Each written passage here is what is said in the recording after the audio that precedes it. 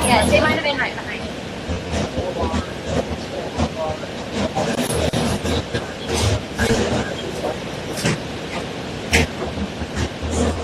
Oh, wonderful. It almost makes you think that was a money. Right, yes. I plan on drinking it all. Okay. So you can have the caffeine quick. Yeah. Yeah. Yeah. Because we love the caffeine. Especially when you're giving injections. Oh, God. We're going to quickly went to the biome. Ooh, and you're like, that's what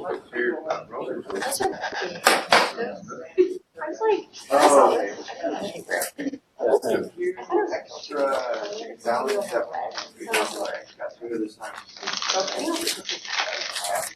we can see it, and they're like, oh, don't worry. I'm not.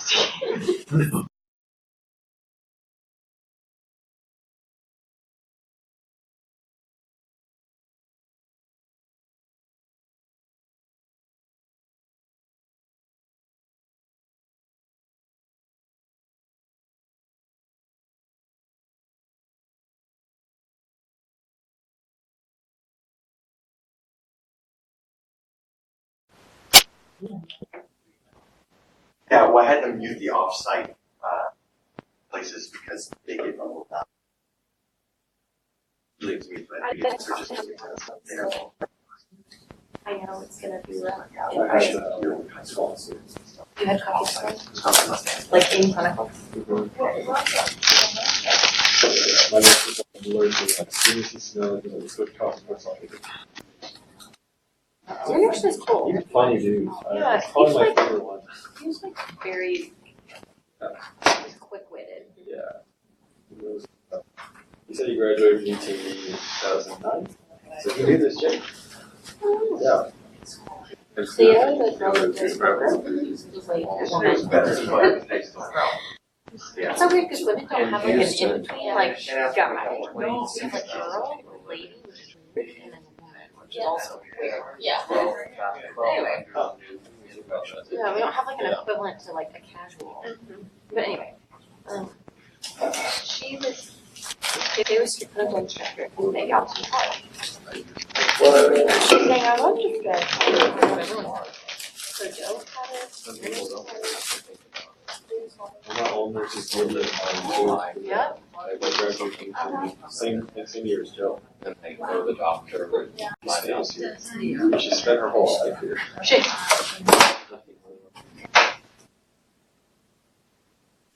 He said he had his caps done. He got a job right away.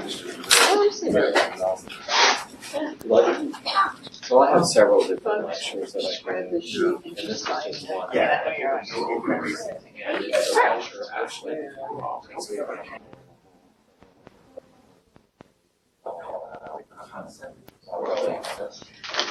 Oh, wait, I have one. This is not an idea. Like, they just don't have like the chocolate with like topping, like all the time. So your nurse has counseling here? No, I wouldn't agree with that. I was gonna save that one for,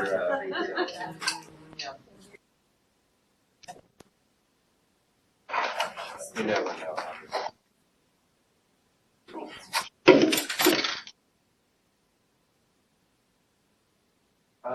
Honestly, I wouldn't be opposed to working with you in the area.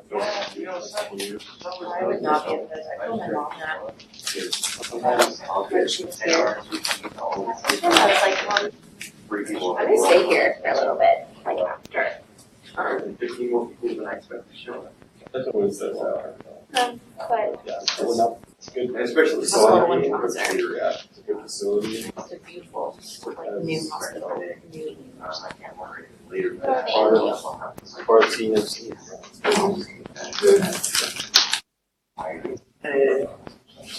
Like ours. Wait, it's on its way. The day before. Those are good.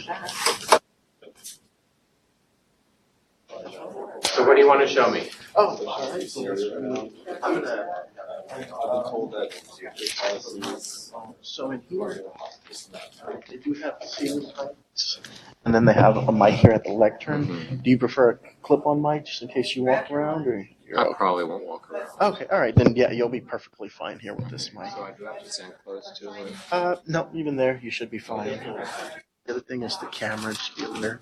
The camera.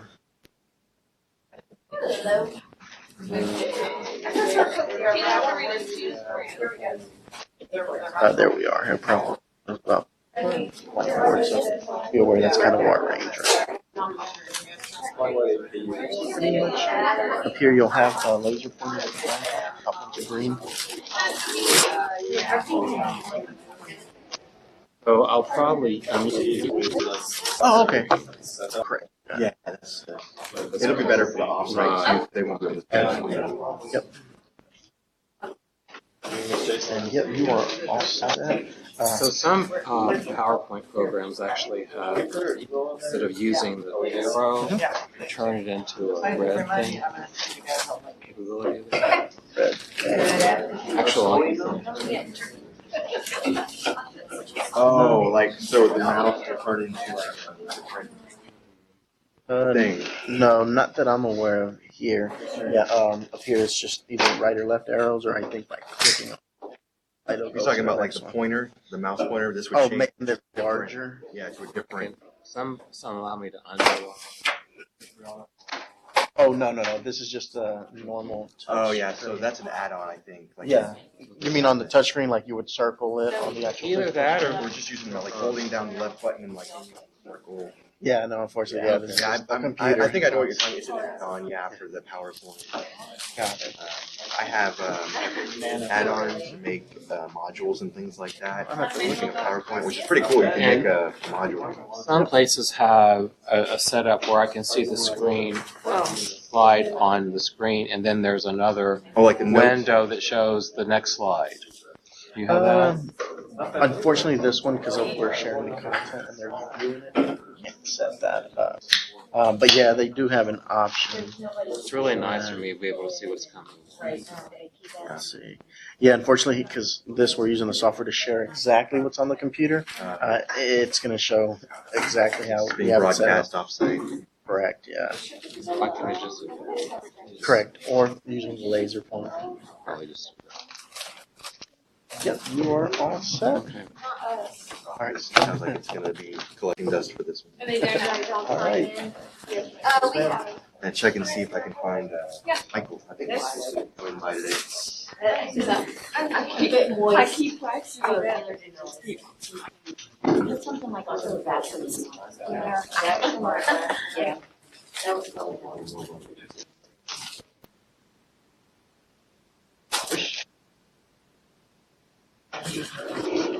Up to see.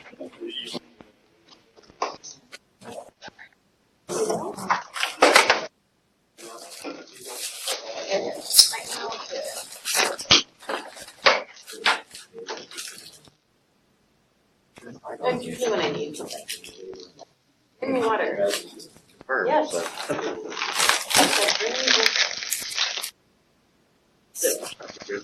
How are you, good to meet you. Yeah, I'm good. Sorry. See ya. You okay? I'm doing good. Good. Buddy can I mean, come down and just. Well, I'm signing up for another year. Yeah, good. I was going to ask about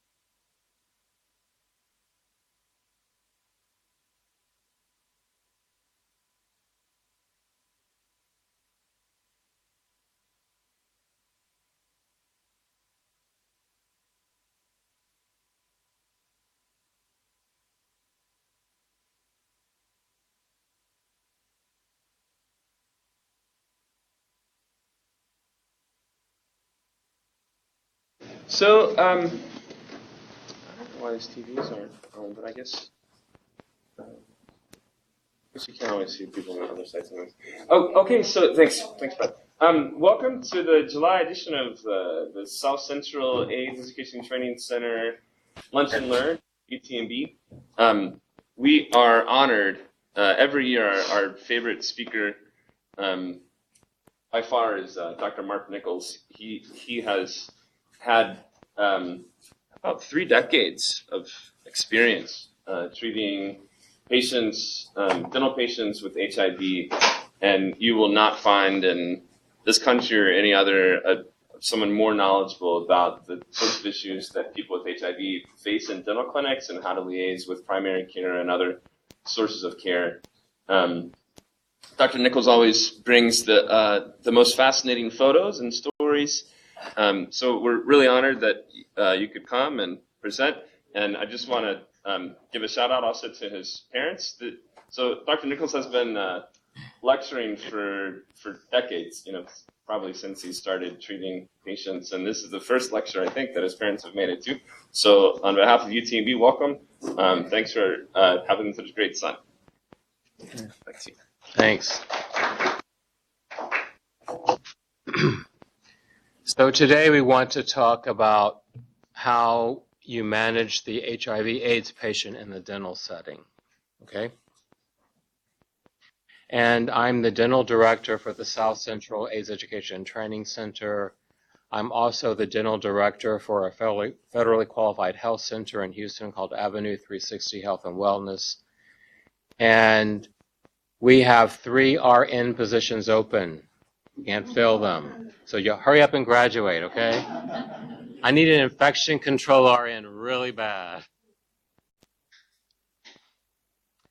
So I have nothing to disclose. I'm not being paid by a pharmaceutical company or a dental device company or anything of that nature.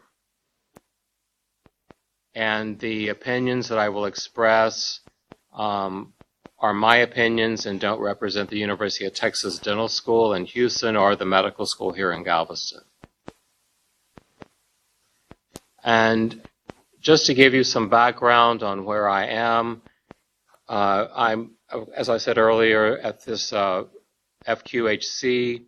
We provide primary medical care, psychiatric and mental health services, pediatrics, OB-GYN, substance abuse, dental, adult day treatment, housing assistance, and then we have a residential hospice and a respite center.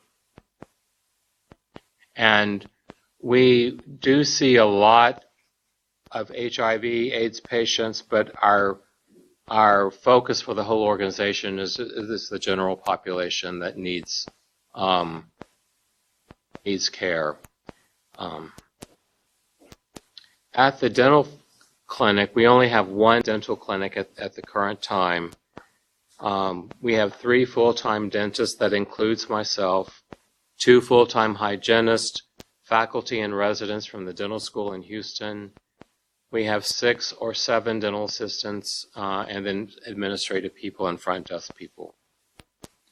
We're currently located in an old Methodist church in the Montrose area of Houston, and they let us rent out the bottom floor of this educational building. And back in the 90s, we had it remodeled, and so the dental clinic goes all the way down from one end to the other, and we have 9 operatories off to the side, and then other facilities off to the other side. We've now gone completely paperless, except for consent forms. We're still using paper and having to scan those in. But all of these charts are now gone. This is all a big empty space right now. And we're building a new building in Midtown that should be open sometime later this year. It should have already been opened. They keep pushing back the date. When you have new construction, and I don't have to deal with that, so I don't worry about it.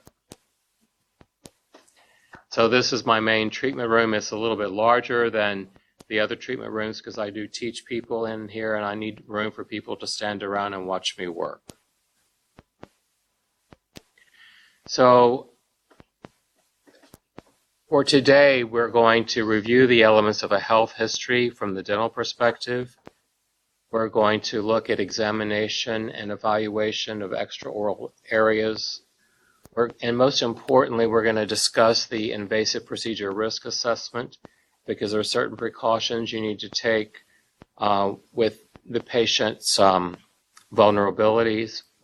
And then we'll look at various dental procedures and see what's indicated and see what might be contraindicated. And I'll try to talk about some psychosocial issues along the way.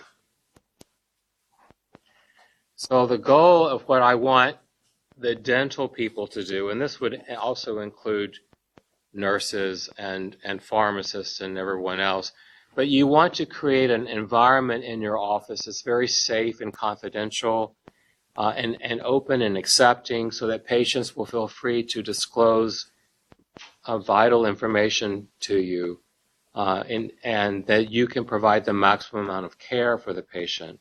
And also for your own protection, it's better for you to know exactly what's going on with your patient so that you can protect yourself, and be more vigilant when you're providing care with invasive procedures. There are some dentists, especially in the past, that have tried to create an environment in their dental office where they did not want to see HIV patients, and hoping that it would kind of discourage HIV patients from coming into their practice. But that doesn't work. People will come to see a provider because of the location, because of the cost, because of certain other factors. And if you don't have this open environment in your office, people will just not disclose their HIV status to you. It's as simple as that. So looking at the patient's health history, from the dental perspective, you really need to know who the patient's physician is. If the patient has a caseworker, how to contact the caseworker. Caseworkers can save your butt sometimes. Of course, their chief complaint, you need to record what's going on there, and their past medical history, both HIV and non-HIV information, is important. Now, as the HIV patient's getting older, we're having more cardiovascular disease, more diabetes, more renal issues, lots and lots of hypertension issues. So you just don't want to focus on their HIV information alone, but consider the patient as a whole. I'm having pregnant women coming to see me now that I didn't used to have to deal with, right? And then when you're looking at their current HIV treatment strategy, you need to know if they're on a drug study. They might be taking an investigational drug, and there are certain medications that you would not want to prescribe, like an immunomodulator or an immunosuppressive drug like prednisone if they're in a drug study. And then some patients, I know all the patients are supposed to be on continuous HIV treatment now, but some patients will interrupt their treatment and take a drug holiday. Even though it's not good for them, they will still do that. And it's good for you as the clinician to know if the patient's interrupting their treatment, because their viral loads might start going up, and they might start getting really bad lymphadenopathy. And they might be more stressed out, because when the HIV viral load is high, their stress levels go up. And then it's important to know the risk factor for them being infected with HIV. With male-to-male sex, they're more likely to present with a tumor called Kaposi sarcoma, which is an endothelial tumor. That patients with that got HIV from injecting drug use are more likely to have bacterial endocarditis, and you might need to premedicate them with the American Heart Association guidelines. And I don't have that many hemophiliacs anymore. I think I have one hemophiliac, but she's not a non-HIV patient. Isn't that kind of weird?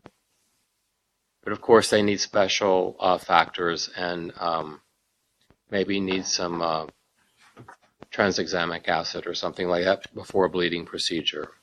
Of course, you want to document any HIV-associated illnesses and any specific oral problems. You would like to know what their CD4 cell count is and their viral loads. This is going to tell you how well their immune system is functioning. And then to do an invasive procedure risk assessment, you really need to know their CBC with their differential and an INR if that's indicated. So at my clinic, we require that they have the patient present with a CBC that's no more than 12 months old. The guidelines used to be 6 months, but my patients are healthier now, and so we can go with information that's within a 12-month window now.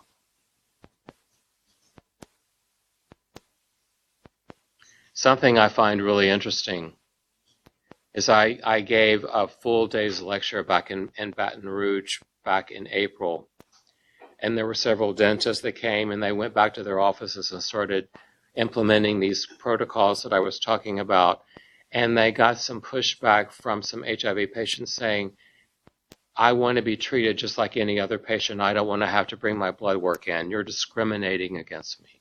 And I've never heard that before. So I just stress to the dentist, look, we're doing this for their protection, not for any discrimination reasons. But there's some new attitudes coming out of the New Orleans area that you might face. And I'll talk later about that in person if you want to talk about that. Just remember that in the oral cavity, we see sexually transmitted disease. We see HPV quite frequently, and we will occasionally see a primary syphilis or even secondary syphilis. And then it's not totally uncommon to have a patient that has TB. If they have active TB, they can still get dental care for emergency situations. And I'm not worried about the dental providers being exposed to TB because we're wearing all of our personal protective equipment, and we don't see patients that long. I mean, we might see them for no more than 45 minutes. So I'm not worried about dental healthcare workers, but I wouldn't want an active TB patient sitting in the waiting room next to an immunocompromised patient for several hours, right? So if we have an active TB patient, we get them in and out. Or we schedule them first thing in the morning or the end of the day so they don't have to minimize their interaction with the other patients. But everyone at my clinic, all the healthcare workers, we get TB tested every year with the skin test, and we've never had any positives for people that were born in the United States. We have some employees that were born in South America, and they test positive, but they don't have active TB. So I've never really been exposed to TB over the 30 years. Then it's important to note their tobacco use and alcohol and recreational drug use. We see a lot of patients that use crack cocaine and that use crystal methamphetamine. And these medications, if they're taking them during the visit or right before the visit, it's going to elevate their vital signs and put them at a higher risk of having cardiovascular issues. So you need to be aware. And of course, you need to have an open environment so they can tell you, hey, doctor, I just did some crystal meth this morning, right? And have them free to be able to disclose that information to you. And if you have a very rigid, closed-off personality, they're not going to tell you that. It's important to also be aware of any neurological diseases they have.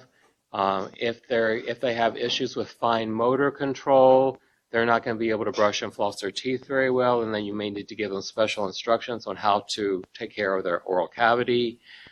Patients also get neuropathies, and some of the neuropathies can cause pain and symptoms within the mouth. So you need to document their neuropathies.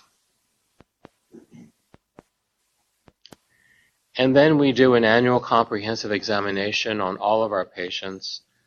We first examine the head and neck area for lymphadenopathy.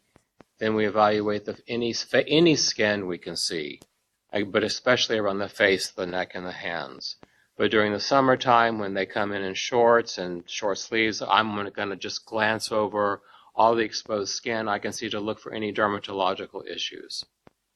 And then we do a soft tissue exam of the oral cavity, and that includes the tonsillar area.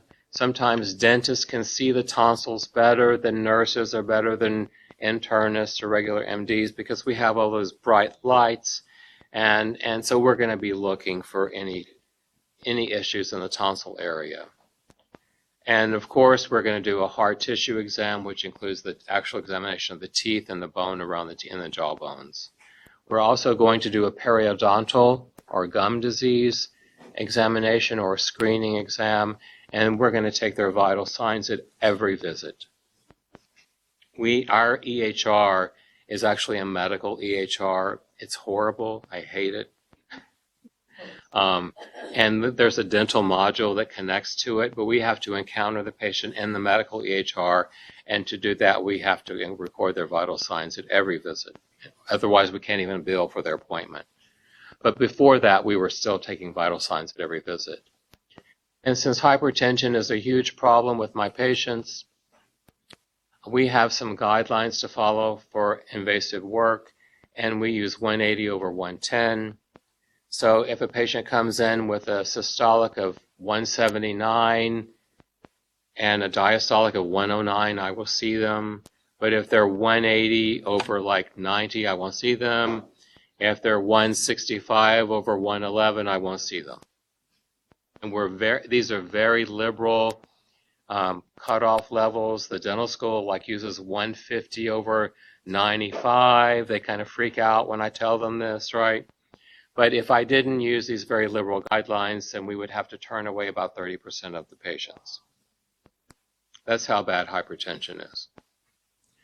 So I've worked with cardiologists and with internists, and then with my membership with the American Academy of Oral Medicine, we've come to these guidelines, and they've been working so far. I've never, to my knowledge, I've never had a patient have a stroke in the chair.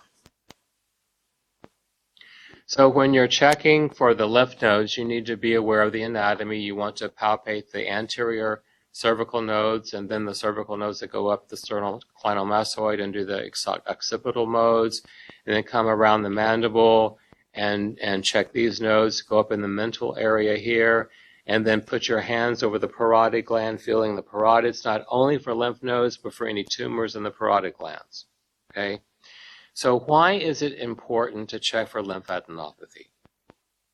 Well, a patient may have a dental abscess or some dental or gum infection, periodontal infection, that can start draining through a lymph node, and that might help you identify why that node is swollen. But I'm more concerned about metastatic disease from oral cancer. Okay? So this patient here, and remember, lymph nodes don't photograph well. I mean, you have to palpate the nodes, right? But this patient has a very firm, fixed node right in here. And when you're palpating the node, you want to see if it's freely movable or if it's fixed and firm. This was fixed and firm. The patient had a history of a sore throat for 8 months. His physician was watching his throat for 8 months. A sore throat for 8 months, okay? So when I went inside the mouth, I found a tonsil that was enlarged, and there was squamous cell carcinoma in the tonsil, okay? But I was able to identify it initially, or be suspicious of it, just by palpating the neck, right? I knew something was going on because of the neck. So the neck is really important. Here's another patient. I was palpating his neck, and he's got some fat tissue in there, so you really can't see the node. But there's a node right in here that's fixed and firm, and he ended up having squamous cell carcinoma at the base of the tongue. So palpate those nodes. Very, very important. And then we have people laying back in the dental chair, and we have the bright lights on them. And I was looking at this patient and saw this papilloma up in their nose. They were completely unaware that they had this growth in their nose. And that just boggles my mind to think that someone could have something that large in their nose and not be aware of it. So I had to point out to him, hey, you need to go see an ENT and have that removed before it gets any bigger and blocks off your nose. It just amazes me sometimes how unaware people can be. But you will see people that are super aware and people that are completely unaware of their bodies. Here's a patient that had these ulcerations on his nose. My first thought was that he may have herpes simplex, because with HIV we see herpes simplex spread all around the perioral area. But it turned out this is a chemical burn from using an inhalant called poppers or butyl nitrate. So he had been in a club-like setting over a weekend and had been abusing this inhaling drug and had just chemically burned his face. So here's a patient that comes in. He's got some scarring here from herpes zoster or shingles, and he's actually gone blind in this eye from the shingles. So there are several things I would like to point out with this slide. Number one, this is a white gay man in his 30s living in the gay area of Houston and working at the gay Walgreens. So he's in an environment where it's perfectly okay for him to think about HIV, but he had never gotten tested for HIV until the shingles happened. So that's how strong denial can be. And the second thing I would like to point out is that any time someone gets zoster around the eye, it's an emergency. It's like go to the ER. Not call your doctor and make an appointment. It's go to the ER immediately. Even consider calling an ambulance, because it can get in the cornea and actually cause blindness. Okay? And also remember that with the advent of the herpes zoster vaccine, if someone's had the vaccine, it's not necessarily going to prevent them from having an outbreak, but it's going to lessen the effects of the outbreak. And so they may not have classic symptoms of the zoster. And so that might confuse you of why does someone have a couple of little red bumps on their forehead and not have a full outbreak?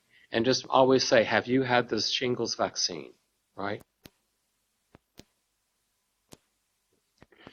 And now I'm looking at the upper lip. This patient has a basal cell carcinoma that his physician was watching. So I'm thinking, why would a physician watch basal cell carcinoma? So that tells me the physician is probably inexperienced and doesn't know what a basal cell carcinoma looks like. So it's my job to help educate the physician. So I'm going to do an incisional biopsy right through the center, get a diagnosis, and then have the patient bring the diagnosis to their physician. So this patient's going to need plastic surgery to have this removed, where it's so close to the lip. Just not a regular surgery is going to do for that. And then this patient came in, and of course I'm looking primarily at the lips initially and see some really bad chafing of the lips. I look down at his exposed arm and see that he's very red in the sun-exposed area, and he's having a very severe reaction to the sun exposure, and he's one of those undocumented workers that works outside, and he's not taking proper precautions. So I had him take his shirt off just to see the difference between the sun-exposed skin and the covered area, and you can see the drastic difference here. So we're going to, of course, teach him how to protect his lips, having also sunscreen, and then wear caps, and then encourage him to wear long sleeve clothing. And it's super important because people get lip cancer. So this is a patient that has squamous cell carcinoma of the lip, right here. And I've already had the talk about sunscreen, so when he comes back to see me for the biopsy, he's got sunscreen all over the place, right? But what I would like to point out with this photo is you can see the white areas here. That's actinic keratosis from sun damage. And then you have the loss of the line of the vermilion border over here that's really concerning. And when we see that, we know something really super serious is going on. And then I biopsied him right through here and found invasive squamous cell carcinoma. So I sent him on to head and neck surgery at the Harris Health System. And then people will come in and I will see warts on their fingers. And remember that people can auto-inoculate warts into the oral cavity from just by touching. You know, we all have to put our hands in our mouths, right, to clean our teeth and to eat properly and whatever. So if your immune system is compromised, you can auto-inoculate yourself with HPV. This patient has lichen planus, the plaque-like form on their skin. So when I go into the oral cavity, I'm going to really be looking for signs of intraoral lichen planus. And lichen planus is really important because it's a risk factor for developing squamous cell carcinoma. Just like tobacco and alcohol and HPV and chemotherapy, it's a risk factor for developing squamous cells. So it's really important to document that the patient has lichen planus. So this patient here, I'm doing my palpation of the neck, and I find this little red linear plaque right here, and suspected he had, this was like a very early Kaposi sarcoma lesion. I asked him if he had any of the purple spots on his body, and he showed me this purple lesion on his arm, and then this lesion here on his shoulder, and I was certain he had Kaposi sarcoma, which is an endothelial tumor that we see primarily in men who have sex with men that have lower CD4s and are not taking their antiretrovirals. And then I went inside of his mouth, and he had really bad oral Kaposi sarcoma. But I was able to initially suspect that just by feeling of his neck and looking at his neck. Okay? So that's how important this all is. And then, of course, if someone has jaundice, suspect that their liver function is not ideal. I know all of the healthcare workers have been vaccinated for Hep B, and then Hep C is now treatable and curable. That's just phenomenal, right? I'm actually more concerned about their clotting factors. And because the liver produces very important clotting factors that could pose a risk for my dental treatment that I'm going to do for them. So if this patient, I'm going to want a hepatic panel to see what his liver function is doing. And then this patient has a really bad this major ulceration on the tonsils. It's causing him significant pain. And so we're going to treat this. Initially, I don't biopsy these unless they have been there for over 2 weeks long. I'm just going to treat this with some prednisone. But if you have a really bad ulcer there on your tonsil or in your mouth, it's going to really alter your quality of life, and you're not going to be able to swallow your food comfortably or eat very well, and it starts to suppress the appetite. And then this patient has some HPV lesions here on the tonsillar pillar area and then actually on the tonsil. I have taught some physicians before, and they've come and done a preceptorship at my clinic, and I actually had the physician who identified this patient was actually more concerned about a white lesion on the tongue. And so she sent the patient over for me to look at the tongue, and I just see candidiasis on the tongue, but I'm going to look in the soft palate to see if there's any candidiasis back there. I retract the tongue and see this HPV lesion there, and take a picture, and I send it back to the physician saying, I just wanted to make you aware that this patient had this really significant HPV lesion there. She said, Dr. Nichols, I'm sorry I missed that. I said, that's okay. I'm trying to help you and to help you to learn. But I biopsied the lesion right here to get a diagnosis, and it was squamous. It was squamous papilloma or condyloma acuminatum. They're kind of the same. This is a classic sexually transmitted wart. You will see these present in the oral cavity and in the genital area and the anal area. And here, you remember the patient I showed you earlier that had the metastatic node on the neck from the squamous, from the tonsil? Well, this is his tonsil here. So this is the left tonsil. You can see how normal and small it is, and then the right tonsil here is very enlarged, and when you palpate it, it's very firm, almost like a golf ball back there. So I knew something serious was going on here.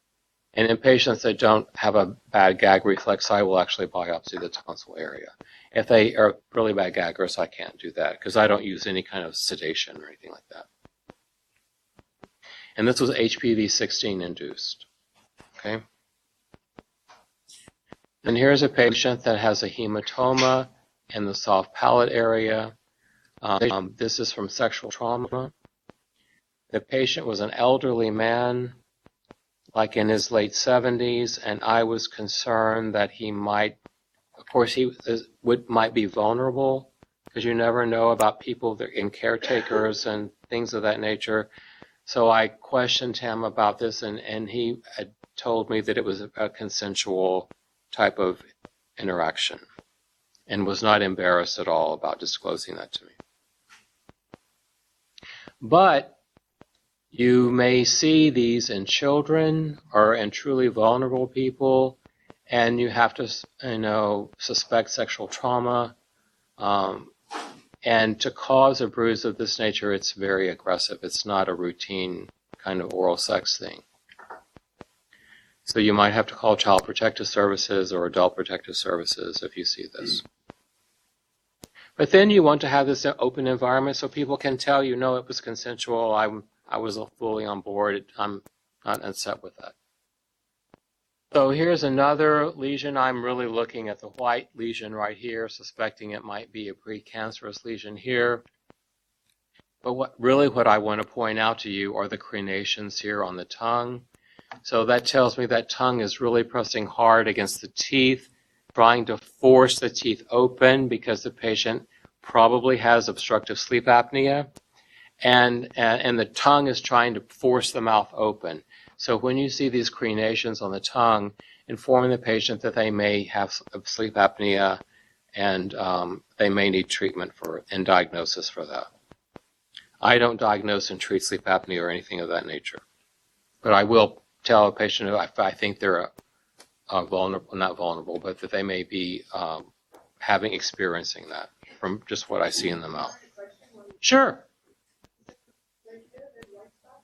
It's hyperkeratosis. There's no dysplasia associated with it.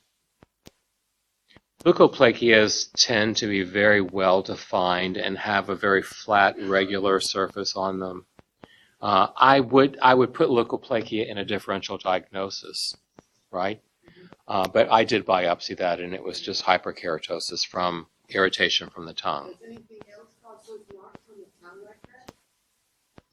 Some people just might have parafunctional habits where they're pressing their tongue, but that's the tongue pressing against the teeth. There's nothing else that causes that. And you can actually line the tongue up with their teeth and see how the teeth actually fit into those markings on the tongue. It's very classic. So people with HIV and AIDS may have abnormal blood values other than their CD4 cell count. And they may have idiopathic thrombocytopenia purpura, which is a low platelet count of unknown origin. HIV can cause that. Sometimes their meds can cause it. Maybe how they're reacting to meds can cause that. And they may also have a low neutrophil count or a low leukocyte count. And they may not be able to handle any microbes that you introduce into their bloodstream through a cleaning or a dental extraction or something of that nature. And then some patients with HIV can have anemia. And then if you don't have enough hemoglobin in your blood, you're not going to be able to tolerate stress. And, dental procedures are stressful, right? I get stressed when I go to the dentist. So I'm not surprised to have patients that get stressed out when they come to see me. But also you need to have really good cardiac function to be able to tolerate stress. So you have to look at the whole big picture. But as far as HIV goes, the big three are the ITP, the neutropenia, and then the anemia. So when I first started working in HIV back in the late 80s, I was just a regular dentist providing regular dental care to the HIV patients, and there were no protocols to get labs on our patients or anything of that nature. And the first thing I know, after giving local anesthetic, I have a patient that's developing this huge hematoma, and then we called their physician, found out that his platelet count was around 10,000, right? And the physician said, well, I guess I should have called and told you about this, right? But, those were scary times back in the beginning of the AIDS epidemic, and we were all learning our way around the epidemic, right? And then a few months later, I'm doing a regular cleaning on a patient, like not even a deep cleaning, just a regular cleaning where you go and take off some calculus from about the gums and then do like a prophy with a prophy angle, polish their teeth. And then the patient came back to see me 8 weeks after that cleaning and said, Dr. Nichols, I want you to know that after you cleaned my teeth, I had to go into the hospital with a bacteremia. And when I got into the, when I saw my doctor, they saw that my neutrophil count was really low, and I just got a really bad blood infection from the cleaning you did. He says, I'm not mad at you or anything, but I just want you to know that. Thinking, well, that's strike two, right? And then I had a patient come in to see me. This was all like within a 4-month period, right? And remember, I was seeing really, really sick people. So at that particular time, we were so overburdened with patients, and I wasn't doing any root canals. But I had a patient that came in with a maxillary cuspid that was infected, and instead of pulling the tooth, I didn't have the time to do it right then, and the patient looked kind of pale, right?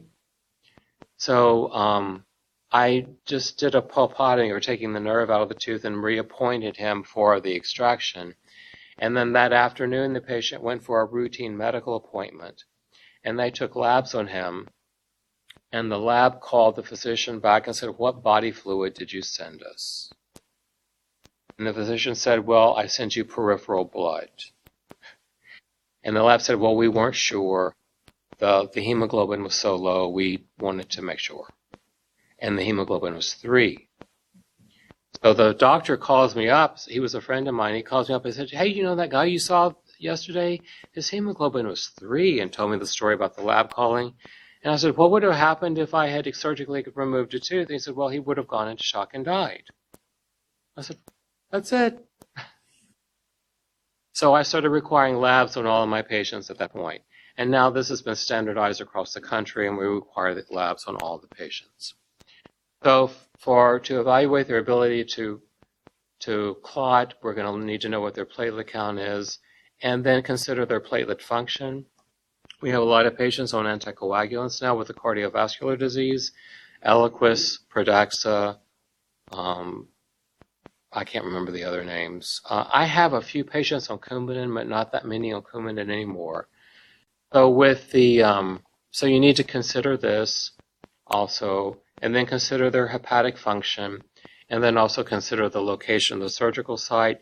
If it's more in the anterior part of the mouth, I'm more liberal with what I'm going to do. If it's in the retromolar area, I'm very strict with what I'll do, and they might have to discontinue anticoagulant therapy for that area. If it's in the anterior part of the mouth, I won't. If their platelet count is above 60,000, I'll talk about that right now. If their platelet count is above 60,000, they're safe for any dental or oral surgery procedure. Okay. If it's between 20,000 and 60,000, you can do your routine dental procedures like root canals, fillings, cleanings, but no extractions. So they have to have 60,000 platelets to do extractions. So if their platelet count is less than 20,000, you don't do anything to the patient, but maybe put a mouth mirror in and just take a look. Maybe do a panoramic x-ray, but nothing where you might injure the tissue. Okay? For anemia, as long as they have 7 grams of hemoglobin, they're okay. If they have less than that, be extremely cautious before doing any dental procedure or anything that might stress them out. For neutrophils, if the patient has less than 500 an absolute neutrophil count of 500 or less, you would not want to do anything without pre-medicating them, like with 2 grams of amoxicillin. And then you would want to give them a week of antibiotics to take afterwards to prevent bacteremias, right? You know, we do a lot of different kinds of dental procedures. We do some that are very quick and easy, and then we do some that are very, like a lengthy surgery that's 1.5 hours to 2 hours. And you would have to take all that in consideration and when you determine the length of time you want to give the antibiotics. If their CD4 cell count is really low, like if it's less than 50, you might want to consider elevating this cutoff number to 750. But you have to use your own clinical judgment in that case. But the official recommendations is if they have at least 500 neutrophils, they're okay without premedication. But you have to use your own clinical judgment. And these guidelines have been published in the American Journal of Dental, in the Journal of the American Dental Association, and they've been endorsed by the American Academy for Oral Medicine, and they're also in current publications and textbooks. Okay, but we developed these guidelines back in the mid-90s, and we haven't changed them. So they're still good and still effective. So here's the patient that I gave an anesthetic infiltration to this part of the maxilla, and this is the hematoma that developed. And this photo was like after I calmed down, right, and got a grip on things, and realized the patient wasn't going to like bleed to death, right? I got my camera out. And you can see that his normal lip size is here, and you can see the affected site here. There's a dramatic difference, right? So his platelet count was lower than 10,000. So here's a patient that has ecchymosis, or this generalized bruising at the mouth, and they have 20,000 platelets. Here's a patient that has petechiae and thrombosis at 25,000 platelets, just to give you an idea of what you might see in a patient with a low platelet count. Here's a patient that has petechiae just from normal movement of the lips with 30,000 platelets. Here's a patient that had routine oral sex with 6,000 platelets. Nothing that I would consider aggressive or abusive. And they're getting these petechiae here at the soft palate.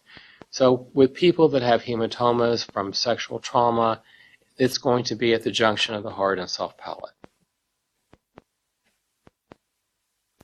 And then here's a patient that has a liver clot. That they're on Coumadin. And this liver clot actually looks like a piece of liver. And if you try to grab it with some forceps or with some tissue pinchers or whatever, it's just going to crumble and fall apart on you. And they're going to be oozing blood from around the bottom of it. It's nothing to freak out over. But this tells me that the dentist who did this didn't properly close the site really well.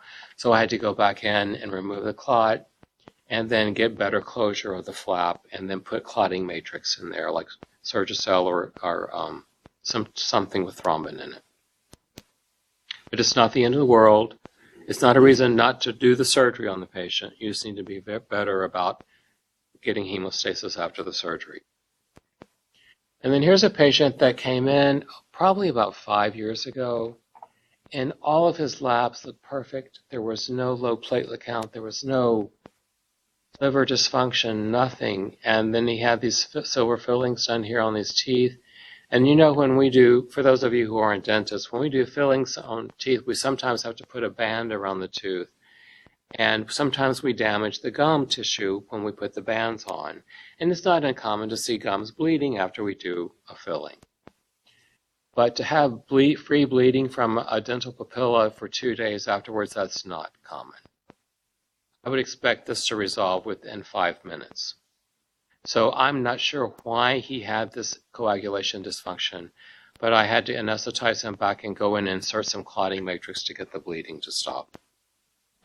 The scariest thing that ever happened to me was actually doing an impacted lower third molar, and the patient had been taking aspirin, like 8 aspirin a day, for several days before the surgery.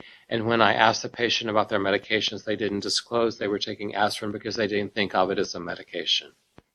So I went in and did this impacted third molar, and we had really bad bleeding issues. And I actually sent the patient to the emergency room. And then they got to Bentov emergency room and sat in the emergency room for 3 hours and gave up and went home. And called me and said, Dr. Nichols, I'm at home now. I didn't get to be seen. I said, well, are you still breathing okay? I was worried about airway issues, right? And he said, yes, I can breathe fine. I said, well, you're going to be fine as long as you can breathe. And then patients who have low neutrophil counts are going to be more likely to have necrotic disease in their mouth. So this is necrotizing ulcerative periodontitis, and we will call it NUP in the medical notes. And of course, this is like really bad ANUG. I know you've all seen ANUG before. Acute necrotizing ulcerative gingivitis, or trench mouth. And this is just trench mouth on steroids. And you can smell this when you get close to the patient. That necrotic, fetid smell when you get about 5 feet from the patient. Right?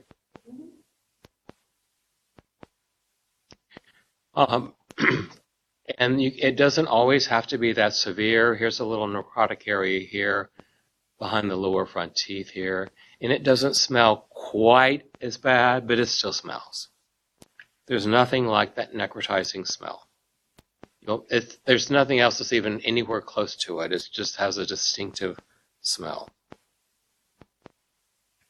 And then this is a patient that has a neutropenic ulcer on their tongue. These have bright red margins on them. And so I can look at this patient and know that their neutrophil count is low. So I get asked all the time, well, what kind of decisions, treatment decisions, do we make based on the patient's CD4 cell count, right? So, number one, there's no special indication to pre-medicate a patient based on their CD4 cell count. I don't care how low it is. I don't care if they have 2 CD4s. That does not mean you need to pre-medicate the patient for an invasive procedure. What is more important is their neutrophil count. If their neutrophil count, as I said earlier, if it's below 500, then definitely pre-medicate them. If you don't have access to an ANC, like sometimes the physicians don't report an absolute neutrophil count, and I just have a WBC count. If it's less than 1,500, then I will pre-medicate them. So sometimes in dentistry, we do very delicate procedures like grafts and membranes and guided tissue regeneration and sinus closures and implants. And we put the patients on antibiotics for those procedures, right? So if you come in and get an implant, we're going to put you on a week's worth of amoxicillin if you're not pen allergic. So if you give a week's worth of amoxicillin and the patient's CD4 cell count is less than 50, they will get really bad oral candidiasis. Guaranteed. Guaranteed. So if you're doing a delicate procedure where you're really asking a lot of the tissue to grow over a membrane or to cover up an implant or to close a sinus, and there's all this candidiasis there, your surgery is going to be ruined. So if someone comes in for one of these, what I call delicate procedures, and they have a low CD4 cell count, prophylax them for candidiasis with diflucan or fluconazole. It's a very easy, low impact drug, and it can save the surgery that you're going to do. I had, you learn by your own mistakes, right? So one time I was closing a maxillary sinus opening, and I spent 2 hours doing that surgery, and put the patient on amoxicillin, Augmentin actually, and they came back a week later for the surgery, our post-op, and there was a thick layer of candidiasis all over, and it actually invaded my flap area and ruined my surgery.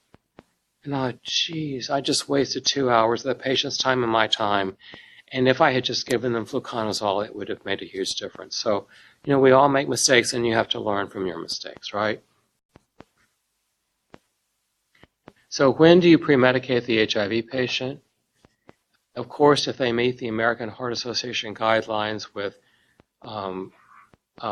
artificial heart valve or artificial or heart or heart transplant, or if they have a history of bacterial endocarditis, then you definitely pre-medicate them.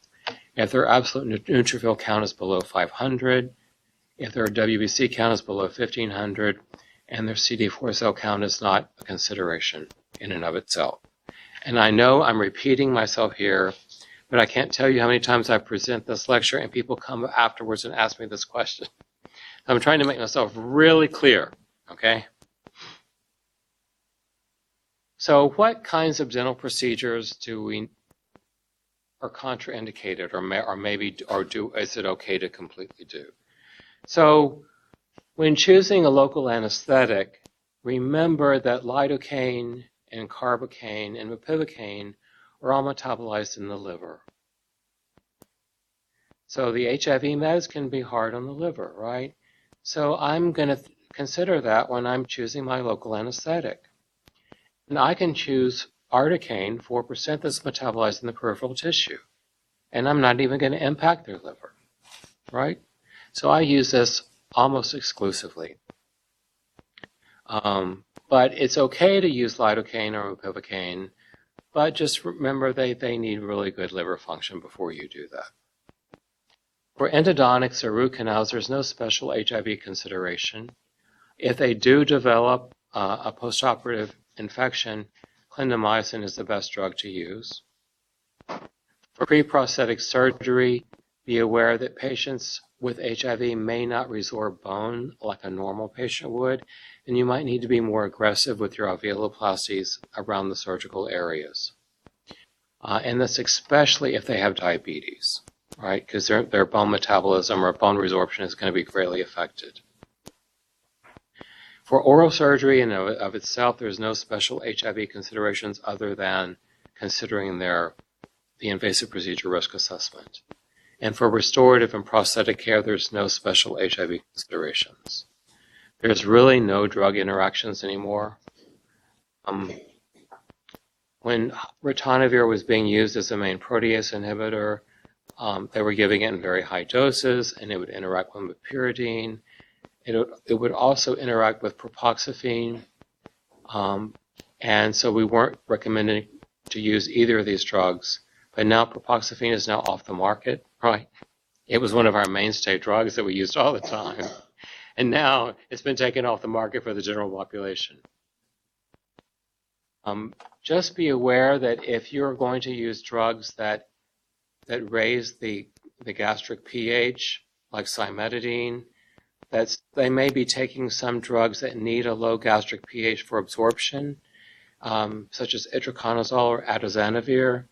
And I might occasionally use high-dose cimetidine to stimulate the immune system to treat oral HPV.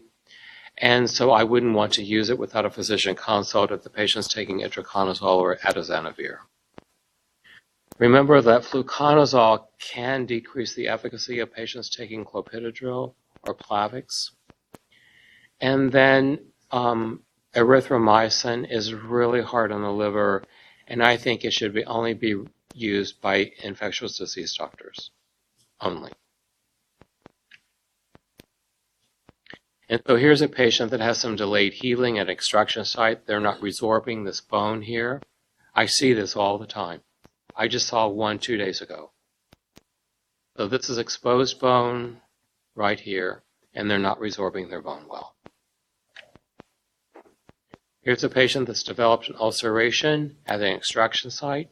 It's not a reason to freak out. You just would want to give them some topical steroids to treat the ulceration. Here's a patient. So for those of you who are not dentists, this is how the alveolus should look at 1 week after you pull a tooth. It should be kind of empty, an empty space, a dark black hole, right? Because it takes time for the gingival tissue to granulate in and seal it off. So this patient comes in at 1 week after a surgery and they have all this tissue filling up the alveolus. I'm concerned about that. I've seen lymphomas metastasize to extraction sites. Because when you pull a tooth, you create all this inflammation, and these inflammatory cells can bring in metastatic tumors, right? I've seen lymphomas develop at extraction sites, so I'm concerned about this. I did biopsy it, and it's nothing but a pyogenic granuloma. But so that needs to be treated in and of itself by thorough curettage and everything like that. But, this is something to consider, that they may not heal well at an extraction site. Here's another patient. This is 3 weeks after an extraction. This patient has really bad HIV infection and full-blown AIDS, if we're calling it that still. And you can see they're just not healing well, and they need some help. So all he really needs is some chlorhexidine mouthwash, and that'll go ahead and heal. Okay? It's not a reason not to do the extraction. You can still treat them. Just be aware that they may have some delayed healing.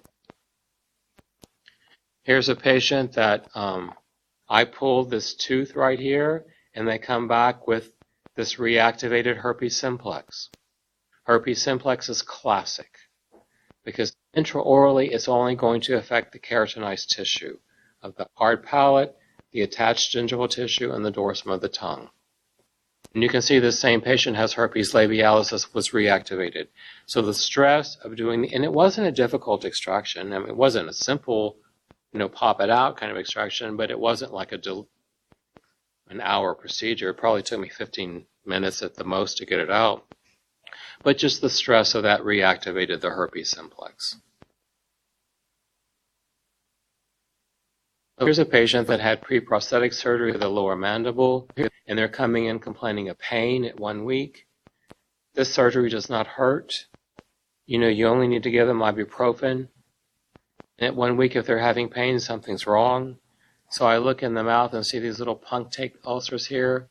And this is, of course, keratinized tissue. And then I look out here and see these vesicular lesions on the lip. So this patient has reactivated herpes simplex. So I'm going to treat the pain with valsiclovir, right? And this patient has a hemangioma. This is a blood-filled tumor that needs to be removed before it gets really big. And, of course, they're going to have hematomas after the surgery. They will bleed internally from this. And this is nothing to freak out over if your oral surgery causes a hematoma. I tell the patients, just tell them that I beat you up, right? And they'll tell people that. Look what Dr. Nichols did. He beat me up. This is one of my favorite all-time radiographs. And I show this just to make a point about how patients feel about you. So this patient had been in an auto accident back in the 1960s up in Chicago. His mouth hit the steering wheel, and it damaged his 4 front teeth. A dentist up in Chicago did a porcelain to metal stent to fixate these teeth, and then he did what is called an endo implant, which stabilized the tooth through the root canal area of the tooth. We don't do that anymore. They stopped doing endo implants back when I was in dental school back in the late 70s. They realized there were too many complications with it. So this patient comes in to see me in the early 2000s, and I do an exam on him, and I see he's got a fistula up here that's draining pus in his mouth, right?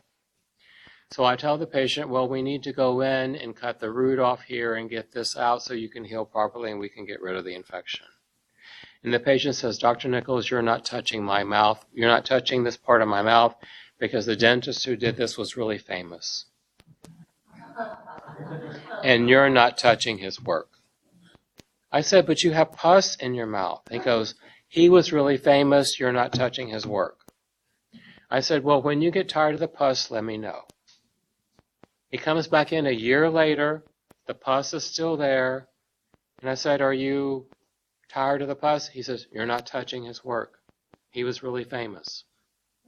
I said, when you get tired of the pus, let me know. He's never gotten tired of the pus. So your reputation and how your patients think about you is really, really important. So consider that when you're interacting with your patients, they'll put up with draining pus in their mouth just because they like you, right? I'm getting really close to running out of time. You can do endosurgery on patients and they can regenerate bone really well. You can do implants with bone grafting. So here was an implant. Here was the pre-op. So the patient's missing a tooth here. So we placed an implant, and before we actually inserted the implant, we went up and did a bone graft to put bone graft up in the sinus. And then after it healed, you can see we raised the floor of the sinus to completely cover the implant. Isn't that really cool? So even with the patient, of course, their CD4 cell count is not low and their viral load is controlled. But you can do these very delicate procedures in the patient population. Here's another patient. We did an implant. This was a 3-unit porcelain bridge, and we had to take out this abutment tooth here because of really severe caries, and so this bridge is kind of floating around. So we opened the patient up, inserted an implant into their bone, covered it with bone grafting material and a resorbable membrane, and then got primary closure. And you can see this is immediately after the surgery. We have all this bone grafting and enlarged tissue just from the trauma of the surgery. And then after 18 months, you can see we have beautiful bone regeneration and tissue contour. And you can see the implant is taken really well. And I restored that with a 2-unit cantilever bridge off the implant and then replaced the central with a single-unit porcelain crown. And I still see the patient now, and they're doing beautifully. The only thing is they're brushing their teeth too hard, and they're getting some shrinkage of the gum tissue. So your gum tissue is very delicate. You don't want to brush it hard. Your gum tissue will shrink away if you scrub your teeth. Okay? You do soft circular motions and be very kind to your gum tissue. And I'm out of time. Thank you so much. You've been a wonderful audience, and I'll entertain any questions for you now.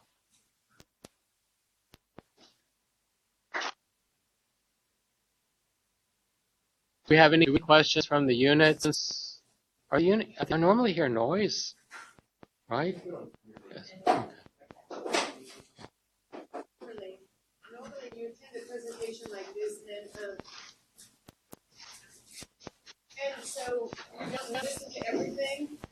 You just pick certain things, or you're on your phone, or you're this or that. But I have to tell you, I listened to every word you said. It was quite informative. Oh, thank you. Thank you. Thank you. You're welcome. Thank you.